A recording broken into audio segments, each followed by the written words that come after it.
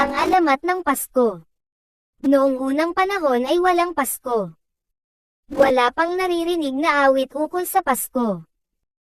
Sino man ay hindi pa nakakaalala ukol sa sanggol na si Jesus. Malungkot ang mga tao noon. Nais nilang mapalapit sa Diyos. Nais din naman ng Diyos na maging masaya ang kanyang mga anak. Noon niya ipinadala ang anak niyang si Jesus sa mundo. Isang lalaking nagngangalang Jose at isang babaeng kung tawagin ay Maria ang dumating sa nayon ng Bethlehem. Mahirap lamang sila at walang maraming salapi. Sinubukan nilang manuluyan upang maipanganak ng maayos si Jesus. Subailit walang nagbigay ng tulong sa kanila bagkus ay pinagsarhan pa sila ng mga pintuan at bintana. Ipinagtabuyan sila hanggang sa sila ay mapadpad sa isang sabsaban. Sa loob ng sabsaban ay may ilang hayop.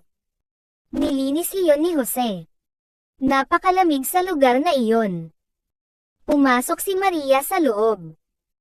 Ang paligid ng yungib ay biglang nagliwanag.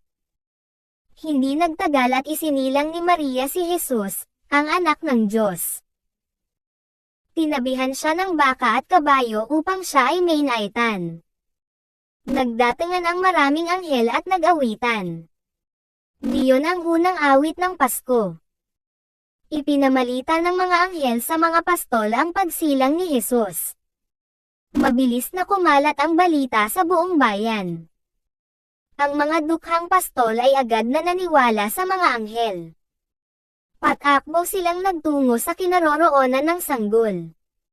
Lumuhad sila at humalik sa sanggol. Tuwang-tuwa ang mga pastol.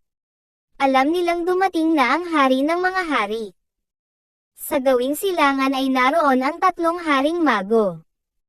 Natano nila ang malaking tala sa itaas ng sabsaban.